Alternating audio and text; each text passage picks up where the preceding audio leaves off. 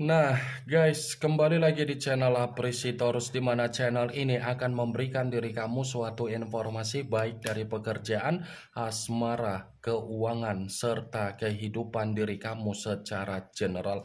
Sebelum saya memberikan suatu informasi dari berbagai aspek yang barusan saya katakan tadi, saya juga mengingatkan kepada teman-teman, informasi yang saya berikan terhadap diri kamu bukan suatu acuan untuk kamu ambil dan untuk kamu terima. Saya hanya bisa memberikan diri kamu suatu informasi berdasarkan kartu yang saya pegang ini. Diri kamu hanya bisa berencana terhadap kehidupan kamu, akan tetapi di balik dari informasi dan perencanaan tersebut, lagi-lagi yang menentukan adalah Sang Pencipta.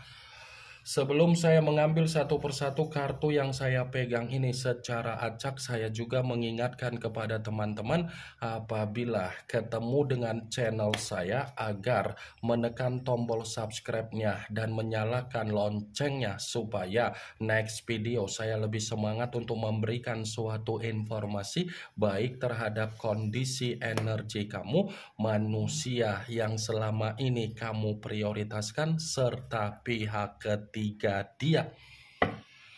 Oke geng, kali ini saya ingin mengambil satu judul, tetapi judul tersebut masih ada kaitannya dengan kartu yang saya pegang ini. Apa yang ingin disampaikan oleh kartu yang saya pegang ini ketika saya mengatakan apakah ada tekanan secara batin atau tekanan secara mental yang ingin dia sampaikan terhadap diri kamu, tetapi media yang ingin dia sampaikan berdasarkan dari alam bawah sadar dia. Apakah kartu yang akan saya ambil nanti akan memberikan suatu gambaran yang bersifat positif atau memang justru kebalikannya? Kita langsung saja. Saya akan mengambil beberapa kartu, di mana kartu yang akan saya ambil nanti bisa saja bersifat resonate, bisa saja tidak bersifat resonate. Semuanya saya kembalikan terhadap pola pemikiran kamu, semuanya saya kembalikan terhadap situasi energi yang kamu miliki untuk saat ini.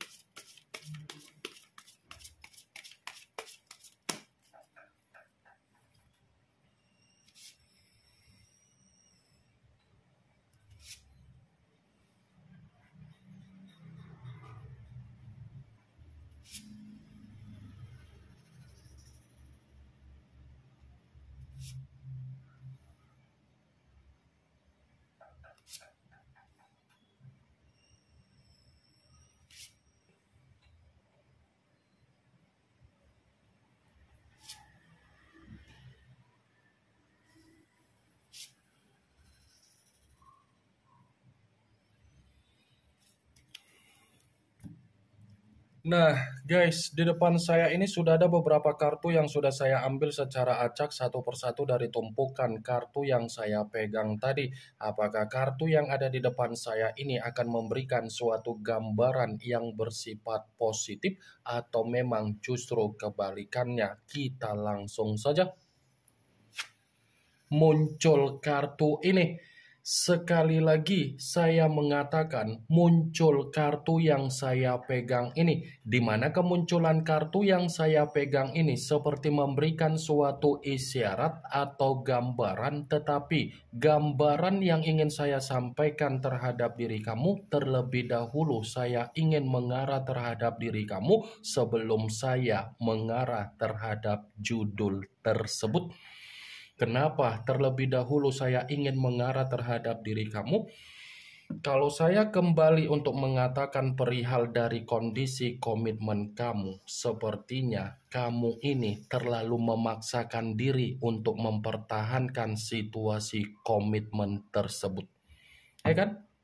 Kamu kan yang terlalu memaksakan diri untuk mempertahankan apa yang menjadi kondisi komitmen kamu, padahal kamu sadar yang kamu pertahankan sudah mempengaruhi apa yang menjadi kehancuran kamu, baik secara kesehatan, keuangan, mental, batin, pemikiran, dan intuisi kamu. Saya tidak mau mempertanyakan kenapa kamu memaksakan diri, tetapi yang jelasnya kamu itu sudah merusak dan sudah terlalu egois terhadap diri sendiri hanya untuk mementingkan manusia tersebut. Kamu mementingkan bagaimana keadaan dia, tetapi di sisi lain dia tidak mementingkan bagaimana keadaan kamu. Kamu mempertahankan situasi komitmen kamu padahal kamu sadar yang kamu pertahankan hanya menghancurkan keadaan kamu, tetapi di sisi lain bagaimana manusia itu? Ini kartu The Tower, kartu pertama yang saya pegang, yang dimana kemunculan kartu ini kemungkinan besar kamu sudah mengerti arti dari kartu tersebut, karena memang kartu ini selalu keluar, kartu ini selalu muncul, dan kartu ini selalu saya artikan wage. Artinya dalam arti apa? Malapetaka, kehancuran, keterpurukan, tangisan. Itulah yang kamu dapatkan ketika kamu mempertahankan situasi komitmen kamu padahal kamu sadar sudah tidak layak untuk dipertahankan. Egois kamu kan? Tidak melihat bagaimana diri kamu, tetapi kamu melihat bagaimana keadaan dia. Saya berbicara seperti ini bukan berarti saya berbicara secara frontal atau mensugesti apa yang menjadi pemikiran kamu agar pemikiran kamu bermain dengan ucapan saya. Saya hanya memprediksikan kartu yang saya pegang ini. Ini The Tower, geng. Sekuat apapun diri kamu mengatakan kamu ada kebahagiaan, yang kamu ucapkan itu adalah kemanipulatifan kamu. Ini dia. Kalaupun kartu yang saya pegang ini saya mengkaitkan dengan judul tersebut, saya akan membenarkan kartu ini. Tetapi dalam arti apa? Bisa saja tekanan secara batin dan tekanan secara mental yang ingin dia sampaikan terhadap diri kamu melalui alam bawah sadar dia adalah gambaran di mana batin dan mental dia ini menerima apa yang menjadi kondisi kehancuran dia. Secara face to face dia sadar tidak mungkin dia bisa bertemu terhadap diri kamu. Tetapi dia melakukan secara alam bawah sadar untuk mengungkapkan apa yang menjadi kondisi batin dan mental dia terhadap diri kamu. Muncul kartu The Temperance yang dimana kemunculan kartu ini mengarah terhadap unsur api berlambangkan 3 zodiak Aries, Leo, dan Sagittarius. Kalau seandainya saya mencoba untuk mengesampingkan ketiga zodiak yang barusan saya katakan tadi, kartu ini pun membenarkan judul tersebut. Membenarkan dalam arti apa? Bisa saja tekanan secara batin dan tekanan secara mental yang saya katakan tadi yang ingin dia lampiaskan terhadap diri kamu, ini adalah gambaran di mana dia ingin berdamai, di mana dia ingin meminta maaf terhadap diri kamu, di mana dia ingin meyakinkan diri kamu kembali. Saya memang mengatakan kondisi batin dan mental dia ada tekanan untuk berdamai terhadap diri kamu, tetapi belum tentu kartu The Temperance ini kalau saya katakan terhadap diri kamu menerima ucapan saya.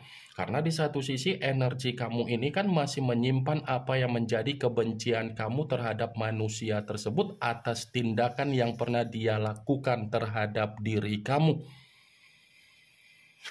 Muncul kartu Four of Swords yang dimana kemunculan kartu ini berbicara secara pedang, tetapi pedang tersebut terdiri dari 4 pedang. Kalau seandainya saya mencoba untuk menarik satu pedang dari keempat pedang tersebut, satu pedang yang saya tarik ini pun masih membenarkan judul tersebut. Membenarkan dalam arti apa?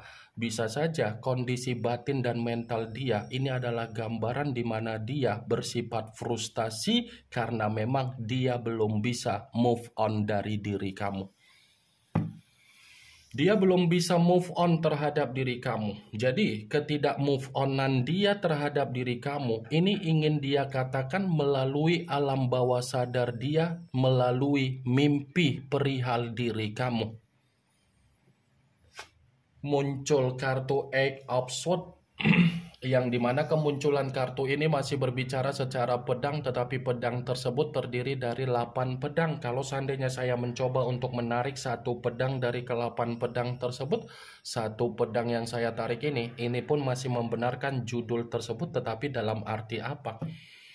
Bisa saja kondisi batin dan mental dia ini bukan berbicara secara tekanan, tetapi batin dan mental dia ini seperti bersifat tercekik, bersifat terpenjara, bersifat terkekang, dan bersifat intimidasi. Wagek.